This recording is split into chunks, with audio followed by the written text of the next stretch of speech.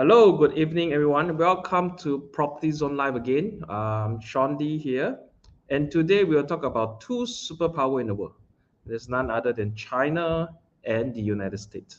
Okay, as you know, since 8th of January, China has opened up its border and then to the rest of the world. So many countries in the world has reacted differently, including Malaysia. Malaysia basically has two schools of thought. One is welcoming Chinese tourists with open arms, right? We know that now with arrival of the China tourists, it will spur up the economy, it will increase the spending, and then it will create a lot of revenue to the Malaysia, which we really need it now. Okay, but on the other side, there are also certain people that are concerned about.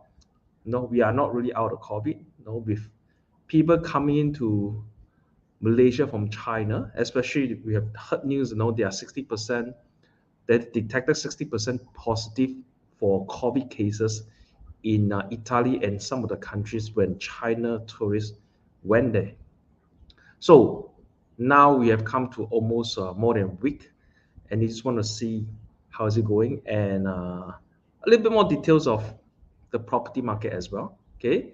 The second thing we'll be talking about the U.S. debt ceiling. All right, as you know, US is actually one of the biggest debtor in the world. They basically owe a lot of money to internally and also to the rest of the world.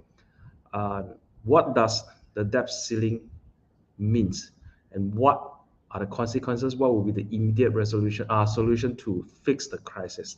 Okay, without further ado, I'm just going to bring up my slide and just give me a moment. Okay, there you go. Okay, I'm just going to put this in the presentation mode. I hope everyone can see. So as you can see, major topic for today is the international destination is excited to welcome back the Chinese travelers. Okay.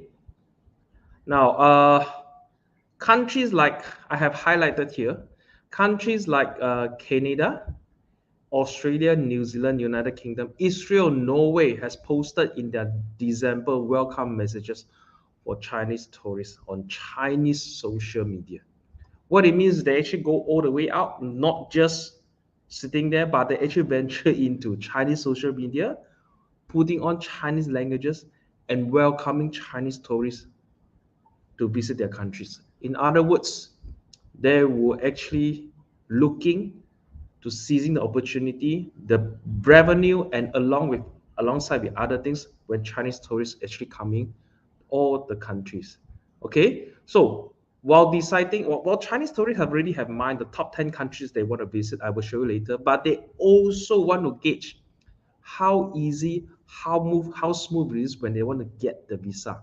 Okay, so one of the Chinese tourists share is like it's silky smooth when they want to travel from Beijing to Paris, and they want to travel from Beijing to United States, San Francisco. Okay, I did not encounter any obstacle.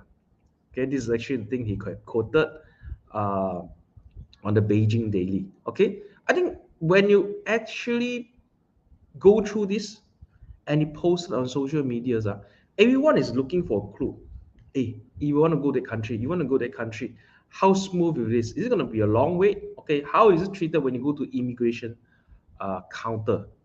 So one of the negative events that happened recently when China tourists arrived is in Korea.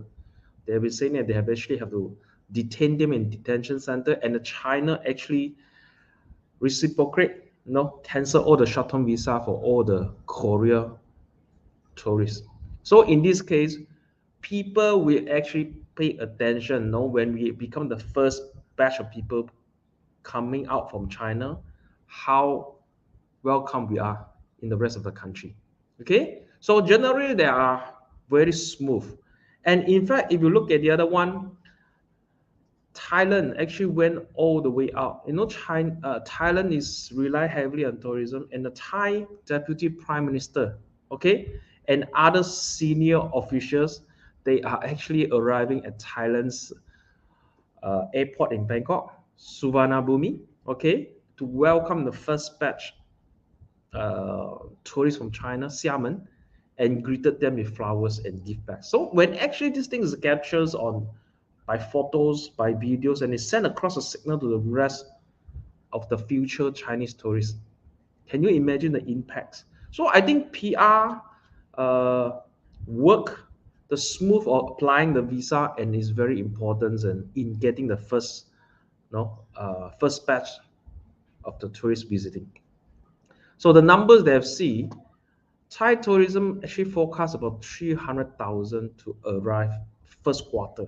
Okay, but in 2023 they are expecting 5 million Chinese. What you mean is that the figure in first quarter that you see a lot of times it actually multifold, not twofold, threefold, is tenfold for the rest of the year. So that's why uh, many countries are actually trying very hard, in capturing the biggest slice of the pie, the biggest slice of the cake in terms of the Chinese tourists.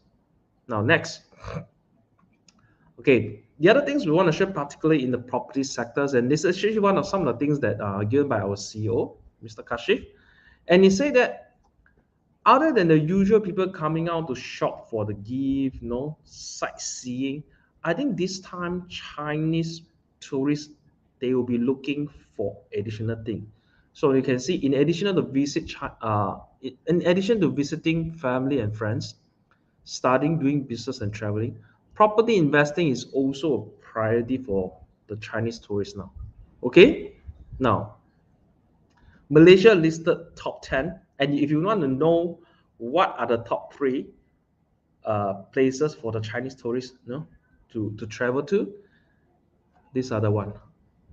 So according to the feedback that we have in GYIQI, right, they show that the top three countries for Chinese property buyer in December, just last month, Australia, United States, Canada, Japan, and Malaysia is ranked number 7.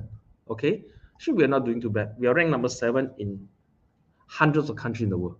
Okay, as you can see, the search volume for international air tickets has actually increased sevenfold on travel platform. Okay, now I think other than looking at Chinese tourists individually, we also want to see when China opened up the border, right? Few months before that, there is actually quite a surprising event unfold. Is President Xi has actually extended his tenure as the highest authority in the whole China. So this time, when the things happen, this time how mainland Chinese moving out will be different than last time. One thing you can see in the articles here, this is according to a Europe-based lawyer who work closely with wealthy families in Hong Kong and China. Okay, as Xi Jinping extending his rule beyond 2 terms, okay, there are people actually are not too happy about it. They are actually quite uncertain about it, and they have decided to move their business, their wealth out from China. Where they go, I think the top priority will be Singapore. And some of them, as you can see, Alibaba boss, not owner, Jack Ma is actually residing in Japan for the moment. Okay, so they are not just going out with their briefcase, with their personal belonging, but a lot of them are actually moving out with their family wealth. So I think it actually means a big thing. So not just individual, you are talking about gigantic MNC, not just normal multinational corporation, but you're talking about gigantic multinational corporation are moving out from China in terms of the production line. Okay, of course, one of the concern is actually the geopolitical they have. Next, if you want to know the names, we are talking about Apple, Amazon, Google, Samsung, Volvo are just the big names. They are actually shutting up their shop and moving out from China. Okay, now what are the immediate impact on Malaysia property market? Tourism related property market, for example, those who are running short-term rentals like Airbnb style, they are gearing up for the influx of Chinese tourists. Now, this is one of the projects we used to sell located in Ceylon. there are some there are some unit put up for auction, just like any projects, any properties in Malaysia. Okay, one particular project that was stated in September 2022 with the build up size of 384. The reserve price was 380,000, so looking about close to about 1,000 per square feet.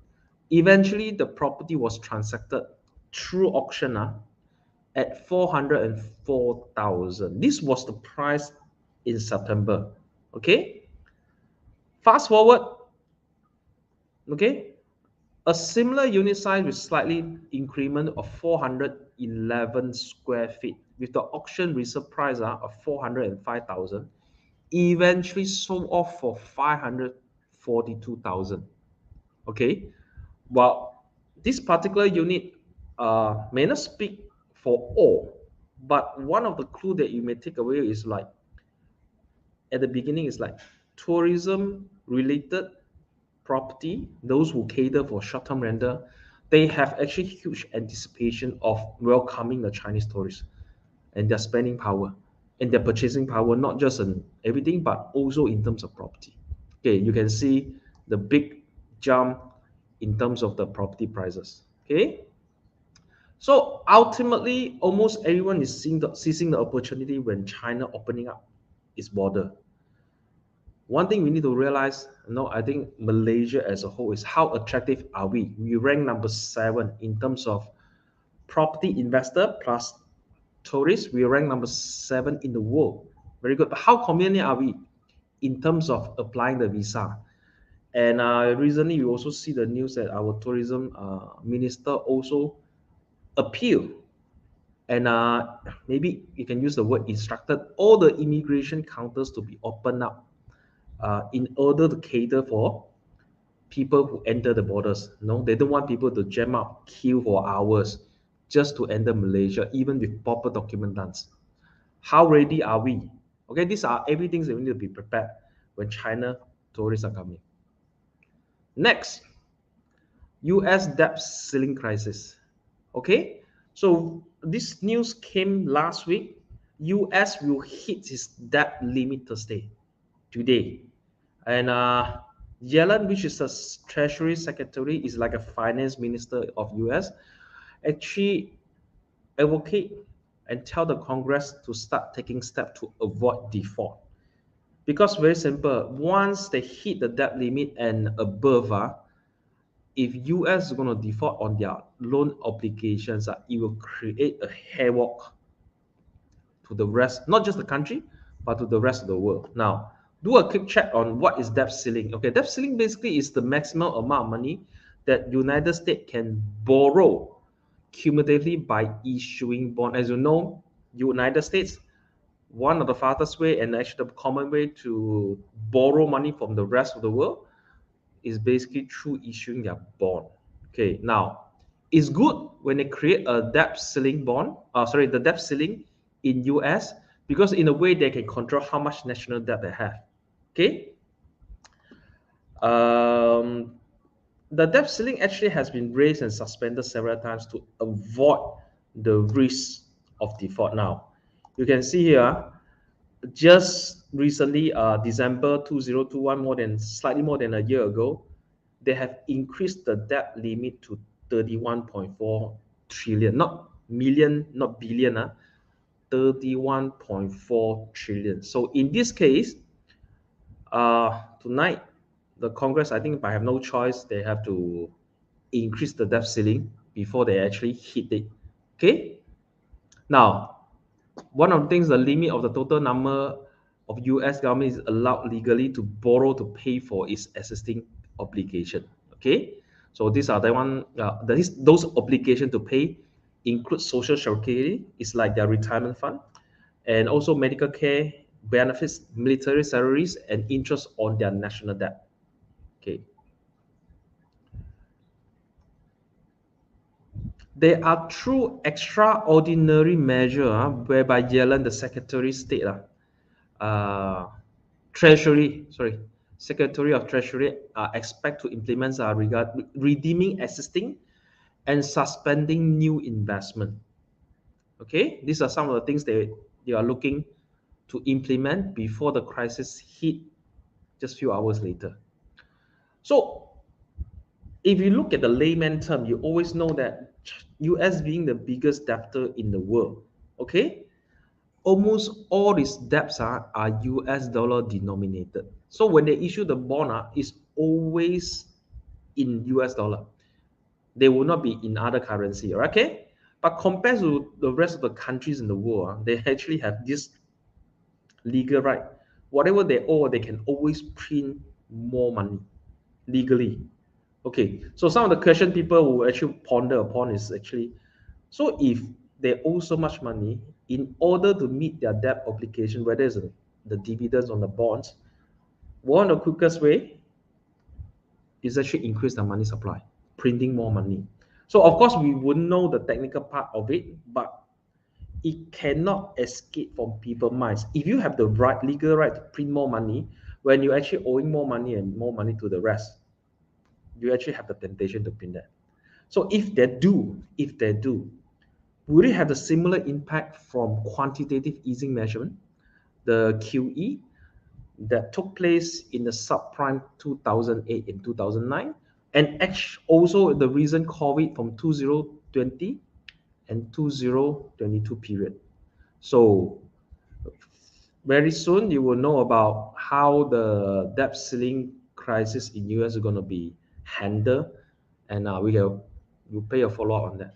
Okay, so with that I would like to conclude my sharing for today, and for those of you who are celebrating Chinese New Year, 恭喜发财. Those of you who are traveling soon on the road, just be careful. And the good news is, I think Friday and Saturday, we got a toll free, a great announcement from our PM. Okay, with this, see you soon. 恭喜发财. Bye bye, everyone.